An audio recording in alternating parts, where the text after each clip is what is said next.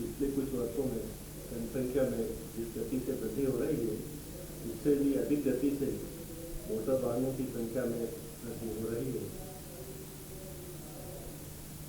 Motor वाहनों से अक्सर दुर्घटनाएं भी होती रहती हैं। पीड़ित व्यक्तियों को राहत दिलाने के लिए मोटर वाहन अधिनियम में कुछ लाभप्रद प्रावधान सम्मिलित किए गए हैं, जिनके अंतर्गत मोटर वाहन दावा दुर्घटना अधिकरण पीड़ित व्यक्तियों को मुआवजा दिलाते हैं। इस संबंध में डूंगरपुर के जिला एवं सेशन न्यायाधीश श्री शांतिलाल साजे महत्वपूर्ण कानूनी जानकारी दे रहे हैं। श्री साजे, सबसे पहले कृपया बताइए कि मोटर वाहन दुर्घटना किसे कहते हैं? मोटर वाहन दुर्घटना जैसा कि नाम से ही प्रकट होता है, किसी भी मोटर से चलाए जाने वाले वाहन जैसे ट्रैक्टर, बस, टेम्पो, कार, जीप, मोपेड आदि से किसी व्यक्ति की टक्कर लग जाए या किसी पशु मवेशी की मृत्यु हो जाए या किसी संपत्ति को नुकसान हो जाए तो उसे मोटर वाहन दुर्घटना कहते हैं। इसी प्रकार टक्कर लगना भी आवश्यक नहीं है। कई दफ़े मोटर में या बस में यात्री बैठे हुए होते हैं और बस उलट जाए या किसी पहाड़ी वगैरह से टकरा जाए और उसमें बैठे हुए यात्रियों को चोटें आए या किसी की मृत्यु हो जाए तो ऐसा मामला भी मोटर वाहन दुर्घटना में ही आता है। मोटर वाहन दुर्घटना में मुआवजा मिलने का क्या प्रावधान है? ये बहुत अच्छा प्रश्न है। मोटर वाहन दुर्घटना में लगभग सभी मामलों में मुआवजा मिलता है। सिर्फ एक ही स्थिति ऐसी है जिसमें कि मुआवजा नहीं मिलता है। उसमें क्या है कि अगर किसी के साधारण की चोट आ जाए और अगर उसमें मोटर वाहन चालक की कोई लापरवाही सिद्ध न हो तो उस मामले में मुआवजा नहीं मिलता है। अन्यथा प्रत्येक मामले में मुआवजा मिलता है। यहाँ तक कि अगर टक्कर लगते ही वाहन चालक वाहन को लेकर भाग जाए, जिसे कि फ्यूचर रन का केस कहते हैं, ऐसे मामलों में भी मुआवजा मिलता है। उसके लिए सरकार ने टोलेटियम फंड योजना बना रखी है। ऐसे मामलों में अगर मृत्यु हो जाए तो 8,500 रुपये और स्थायी क्षति वाली कोई चोट आ जाए तो 2,000 रुपये मुआवजा मिलता है। इसके लिए जिला कलेक्टर को प्रार्थना पत्र प्रस्तुत करना पड़ता है और अन्य मामलों में तो मोटर वाहन दुर्घटना से संबंधित क्लेम बने हुए हैं और वहाँ पर मुआवजे की राशि प्रत्येक परिस्थितियों में मिलती है। यदि मालूम हो जाए कि अमुक वाहन से दुर्घटना हुई तो उसके लिए क्या कार्रवाई करनी चाहिए? ये आपने बहुत ही महत्वपूर्ण प्रश्न पूछा है। उसके लिए सबसे पहले तो अगर कोई व्यक्ति चोटग्रस्त हुआ है तो उसे सर्वप्रथम अस्पताल में ले जाना चाहिए। उसके बाद यथासंभव पुलिस थाने में जो दुर्घटना स्थल के सबसे पास हो वहाँ पर रिपोर्ट करनी चाहिए और रिपोर्ट में वाहन का नंबर और अगर ज्ञात हो तो वाहन चालक का नाम लिखना चाहिए। ये इसलिए आवश्यक है कि पुलिस तत्काल दुर्घटना में लिप्त होने वाले वाहन को जब्त कर लेती है और संबंधित न्यायालय उस वाहन को तभी छोड़ती है जबकि उस वाहन से संबंधित कागजात जैसे रजिस्ट्रेशन, बीमा पॉलिसी आदि आदि प्रस्तुत कर दिए जाते हैं। और ऐसे कागजात जब बीमा कंपनी के विरुद्ध और वाहन स्वामी के विरुद्ध क्लेम प्रस्तुत किया जाता है तो वे कागजात बहुत महत्वपूर्ण होते हैं। इसलिए पुलिस में रिपोर्ट को प्रत्येक परिस्थिति में करनी ही चाहिए। क्लेम पेश करने के लिए क्या कोई मियाद होती है और उस पर कोर्ट की स्थिति देनी पड़ती है? क्लेम पेश करने के लिए दुर्घटना की तारीख से 6 महीने की मियाद कानून में निर्धारित है। दुर्घटना होते ही 6 माह की अवधि में क्लेम प्रस्तुत कर देना चाहिए। अगर किन्हीं कारणों से कोई व्यक्ति 6 माह में क्लेम प्रस्तुत नहीं कर सकता है तो अगर वो देरी का पर्याप्त कारण बता देता है तो 1 वर्ष की अवधि में क्लेम प्रस्तुत किया जा सकता है। 1 वर्ष के बाद में क्लेम किसी भी प्रकार से प्रस्तुत नहीं किया जा सकता। जहाँ तक कोर्ट फीस का प्रश्न है तो चूँकि ये जैसा कि आपने शुरू में बताया कि कल्याणकारी कानून है तो राज्य सरकार ने इस पर नाममात्र का न्याय शुल्क कोर्ट फीस रखी है। चाहे दावा 10 लाख रुपये का हो चाहे 10,000 रुपये का, एक निर्धारित कोर्ट फीस देनी होती है जो सिर्फ 10 रुपये है। कभी कभी ये देखने में आता है कि दुर्घटना में वाहन चालक की कोई गलती नहीं होती। क्या ऐसी दुर्घटना में भी पीड़ित व्यक्ति को मुआवजा मिलता है? जैसा कि मैंने पूर्व में बताया, अगर वाहन चालक की कोई गलती नहीं हो तो सिर्फ 2 दशाओं में मुआवजा मिलता है। अगर दुर्घटना में किसी व्यक्ति की मृत्यु हो जाए तो 25,000 रुपये का मुआवजा, और किसी व्यक्ति के ऐसी चोट आ जाए जिसमें कि स्थायी अक्षमता उत्पन्न हो गई हो तो 12,000 रुपये का मुआवजा मिलता है। और यह मुआवजा क्लेम पेश होने के 45 दिन की अवधि के अंदर ही दिला दिया जाता है, ताकि पीड़ित व्यक्तियों को तत्काल राहत मिले। क्षमता किसे कहते हैं? ये भी एक बहुत महत्वपूर्ण प्रश्न है। स्थायी क्षमता ऐसी चोट को कहते हैं जिसमें चोट लगने वाले व्यक्ति का चेहरा विकृत हो जाए, सर विकृत हो जाए, शरीर का कोई भी भाग कटकर अलग हो जाए, आँख फूट जाए, या शरीर के किसी अंग में ऐसी कमी आ जाए जैसे कि हड्डी टूट जाए, पाँव छोटा हो जाए, जिससे जो कमी पूरी जीवन तक रहने वाली है, इस प्रकार की चोट को स्थायी अक्षमता कहते हैं। यदि दुर्घटना में ड्राइवर की गलती साबित हो जाए तो मुआवजे की कितनी राशि मिलती है? जब कोई दुर्घटना ड्राइवर की गलती से होती है तो ऐसे मामलों में मुआवजे की राशि कई लाख रुपये तक भी हो सकती है। इसके लिए कोई निश्चित नियम नहीं है। प्रत्येक मामले के हालात को देखते हुए मुआवजे की राशि निर्धारित की जाती है। मैं आपको एक उदाहरण दूँ कि अगर 25 वर्ष का कोई कमाऊ व्यक्ति दुर्घटना में मर जाता है और उसका वेतन 5,000 रुपये मासिक है और उसके पीछे वह अपनी पत्नी व छोटे छोटे बच्चों को छोड़कर गया है, तो ऐसे मामलों में अधिकरण यह देखेगा कि वह कितने साल तक जीवित रहता, कितनी आमदनी करता और उसमें से अपने परिवार वालों के ऊपर कितना खर्चा करता, उसकी मृत्यु से परिवार वालों को क्या हानि हुई है, क्या पीड़ा उन्होंने भुगती है, उस सब का गणना करके मुआवजे का निर्धारण किया जाता है। इसी प्रकार स्थायी अक्षमता आ जाए, मान लीजिए किसी कमाऊ व्यक्ति का पाँव कट जाए, कोई आदमी खेती करने वाला है उसका हाथ कट जाए तो वह जीवन भर खेती नहीं कर सकेगा, उसे मजदूरों से खेती करवानी पड़ेगी। तो ऐसे में कितना रुपया वह मजदूरों को चुकाएगा, उस सब की गणना करके मुआवजे का निर्धारण किया जाता है। और यह राशि जैसा कि मैंने बताया लाखों रुपये तक भी पहुँच जाती है। प्रत्येक मामले के हालात पर निर्भर करता है। कई बार दुर्घटना में घायल व्यक्ति का इलाज कराने के लिए बड़े शहर में ले जाना पड़ता है, बड़े अस्पताल में बड़े डॉक्टर से इलाज कराना पड़ता है और ऐसे इलाज में काफ़ी खर्चा हो जाता है। क्या ये खर्चा पीड़ित व्यक्ति को भुगतना पड़ता है? ये भी आपने बड़ा अच्छा सवाल पूछा। जैसा कि मैंने बताया, दुर्घटना में जो भी खर्चा होता है या मुआवजा, नाम से ही पता चलता है कि मुआवजा मिलता है, तो मुआवजे का तात्पर्य यही कि दुर्घटना की वजह से जो भी खर्चा करना पड़ा और जो हानि हुई वो सब पीड़ित व्यक्ति को मिलनी चाहिए। तो इलाज के लिए अगर बाहर जाए, ऑपरेशन में खर्चा करे, डॉक्टर को फीस दे, टैक्सी का किराया चुकाइए, महंगी दवाइयाँ खरीदे, तो वो सब पैसा मुआवजे के रूप में मिलता है, बशर्ते कि वो आदमी उसका सही हिसाब प्रस्तुत कर दे और उसके तमाम बिल वाउचर वगैरह प्रस्तुत कर दे। मुआवजे का क्लेम दर्ज करने के लिए पीड़ित व्यक्ति को क्या क्या सावधानी बरतनी चाहिए? सबसे पहले जैसा कि मैंने बताया, सबसे पहले तो पुलिस में रिपोर्ट करनी चाहिए।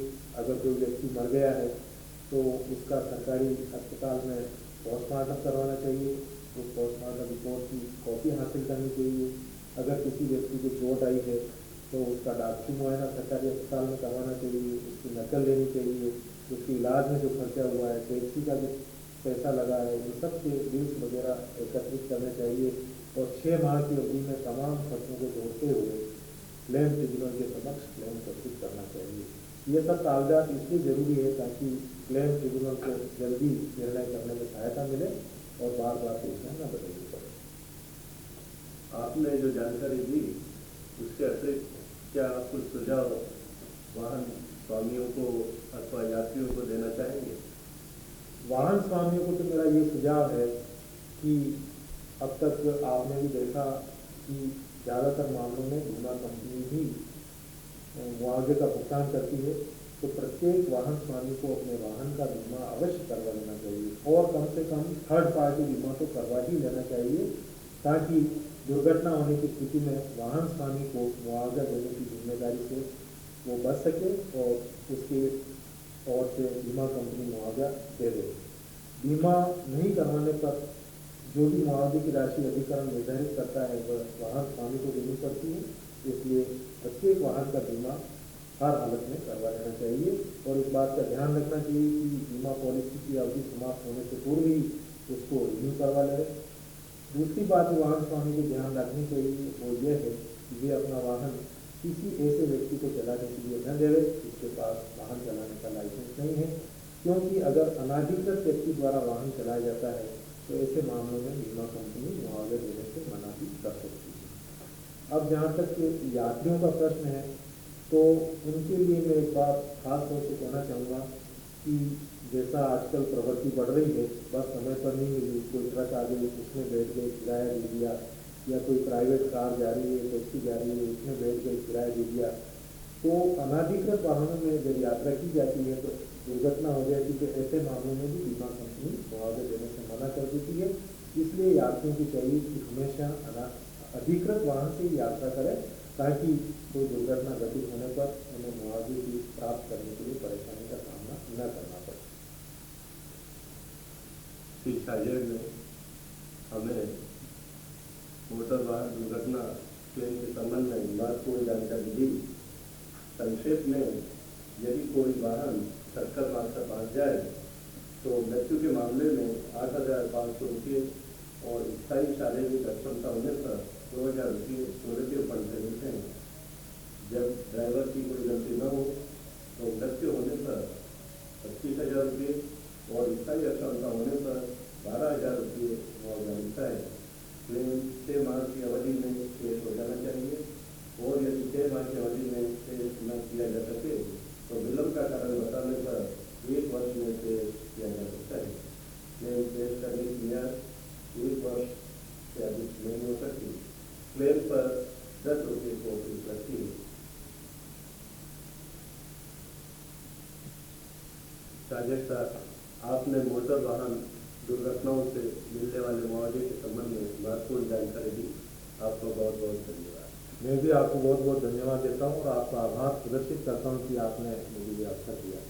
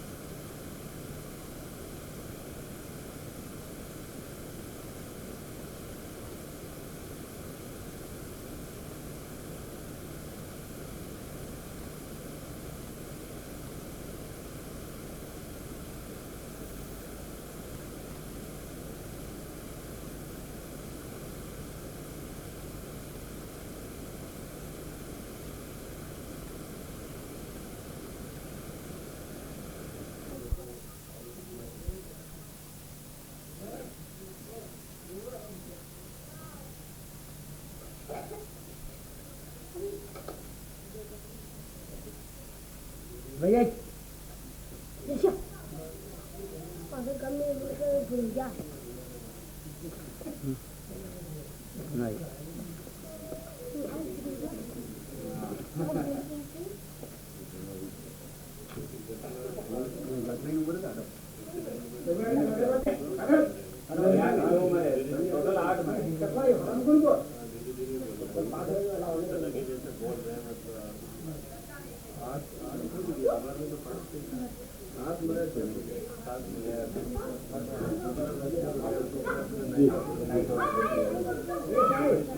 बहुत पहले भी एक बार अपने मामला में हमारे मतलब वो भी बेचारा उसकी चलाने वाला आदमी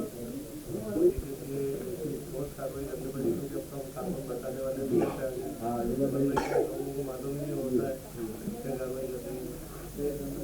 आदमी के पति ने कहा कि मैं डीजल में ले लेंगे सभी में फिर आप मतलब 4 दिन में मिलना पड़ेगा फिर टेस्ट कर लेते हैं।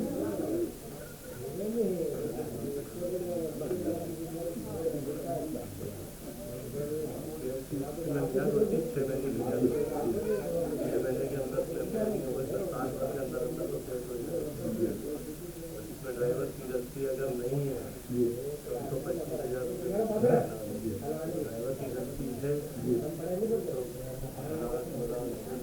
एज के हिसाब से होता है उसकी कमाई कितनी थी हमने बात सुनी है साहब, ये ड्राइवर था ना तो शराब था, मतलब जम लगे कूद गया और गाड़ी की छोड़ दिया, जो पीछे गाड़ी ड्राइवर की पूरी गलती है इसको।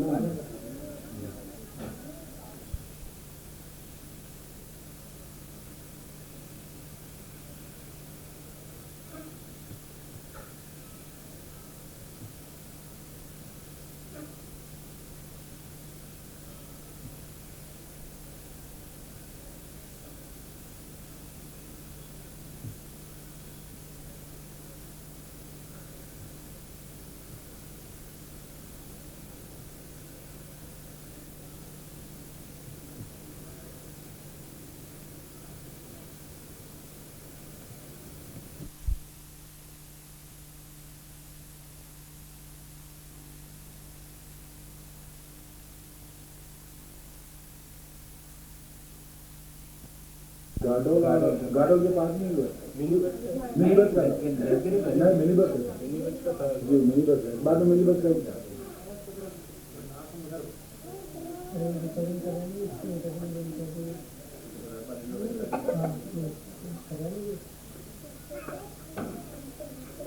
बस रोशन ही हो गया 2 मिनट क्या लंगोन है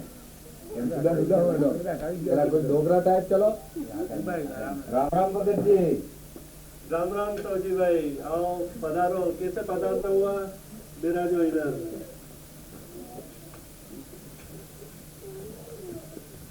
क्या भगत जी आपसे बात करूं, बेटे और बेटी की बहू से बहुत बड़ा परेशान हूँ।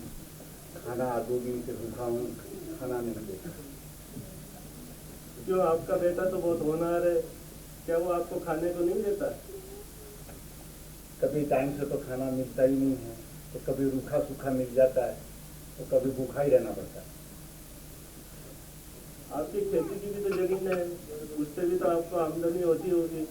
वो खेती की जमीन है, वो मैंने अपने बेटे को सुरक्षित कर रखी है, और मेरे तो पाँवों में ताकत इतनी है नहीं जो मैं अपना भत्ता के लिए मैं कोई रोजगार कर सकूँ। तो आप अदालत में क्यों नहीं दरख्वास्त देते? अदालत में जाने से क्या होगा भगत जी? अदालत जो है आपके बेटे से आपको भरण पोषण भत्ता दिलाएगी। तो मेरी पत्नी का क्या होगा? आपकी पत्नी को भी अगर वो खाने पीने को नहीं देता तो वो भी अदालत में दरख्वास्त दे सकती हैं।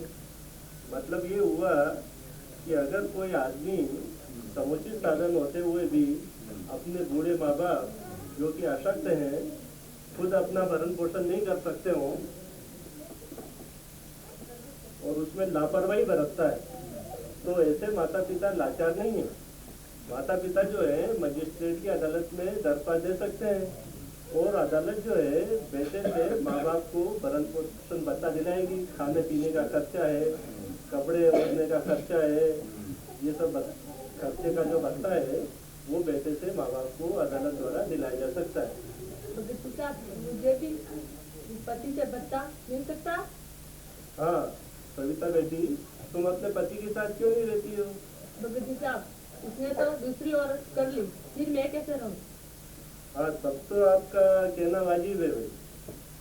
अगर आपके पति ने दूसरी शादी कर रखी है या दूसरी औरत रख रखी है, तब आपको अधिकार हो जाता है कि आप उससे अलग रह के भी उससे भत्ता वसूल कर सकती हैं। दूसरी औरत करने पे आप चाहो तो उससे तलाक भी ले सकती हो, परंतु आपका चरित्र ठीक रहना चाहिए। और अदालत जो है तलाक होने पे भी आपको भत्ता दिला सकती है, परंतु कब तक? जब तक कि आप दूसरा विवाह नहीं कर लें।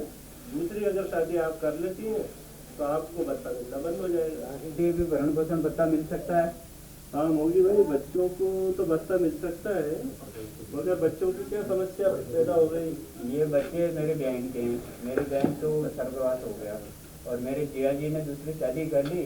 उसके बाद न तो वो बच्चों का भरण पोषण कर रहे हैं, बच्चे मेरे पास ही हैं, उनका भरण पोषण नहीं कर रहा हूँ, तो उनके लिए कोई बच्चों के भरण पोषण का भत्ता मिल सकता है क्या? हाँ भाई मोगी भाई, अपने दंड प्रक्रिया संहिता की धारा 125 में प्रावधान है कि नाबालिग बच्चे जो हैं उनका भरण पोषण अगर उनका पिता नहीं करता है तो वे बच्चे